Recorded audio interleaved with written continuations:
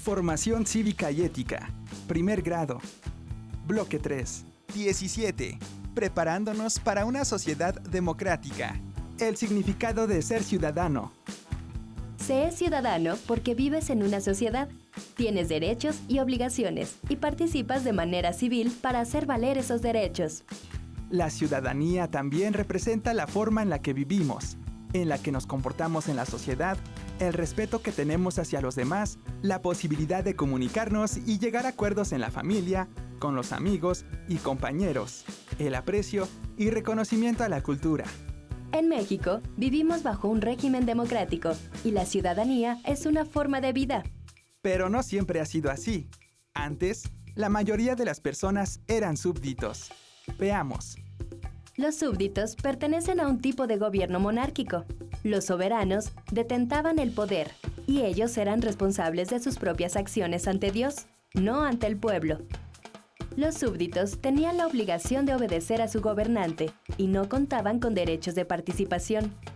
Con el paso del tiempo, surgen descontentos por el poder absoluto de los reyes y se sostiene que cuando el soberano viola la ley natural, que considera que las personas tienen derechos inherentes al ser humano, surgen en los súbditos el derecho de resistencia, es decir, de desobediencia ante los abusos del soberano.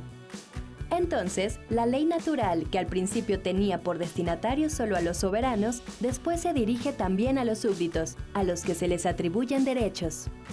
Con la Revolución Francesa, se consolida la idea de que la población no es súbdita de los gobernantes, que los gobernantes están para servir a la población. Ahí surgen las primeras formas de democracia.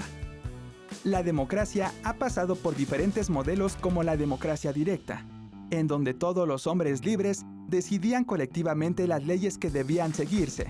Actualmente en México, la democracia es representativa, y a través del voto se otorga el poder de las decisiones de cada persona a diversas figuras como los legisladores o gobernantes. El principio de la democracia son los derechos humanos de las personas, que son garantizados por el Estado de Derecho y tiene a la democracia como forma de gobierno. La ciudadanía no se da solo por vivir en un país democrático y haber cumplido la mayoría de edad que estipula la Constitución, sino por el reconocimiento al ciudadano como sujeto de derechos en la participación política. El ejercicio de la ciudadanía, desde su práctica diaria, se basa en 5 dimensiones y no se puede reconocer una sin la otra.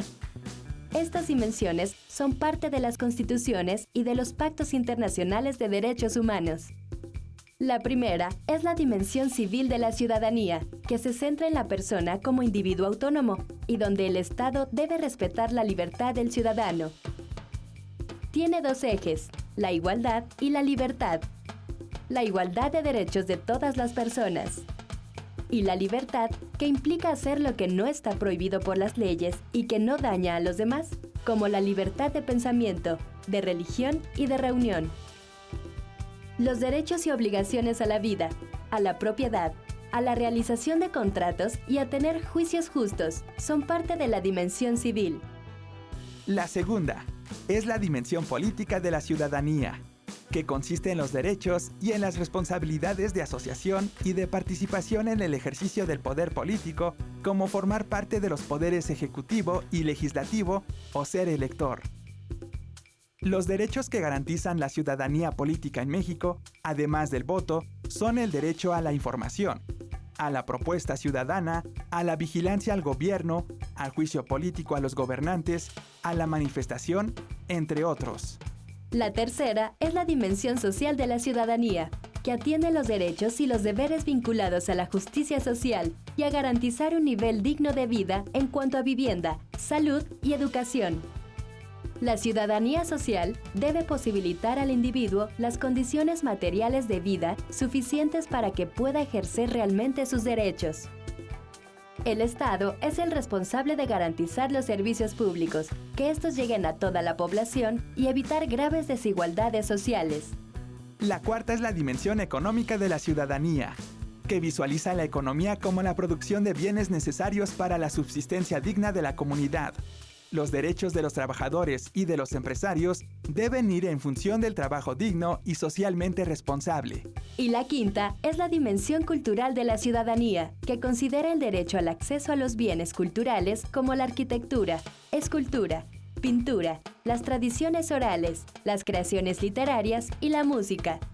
También considera el derecho a la diferencia y el respeto a ella, como son los grupos minoritarios indígenas, inmigrantes internacionales y quienes tienen distintas preferencias sexuales.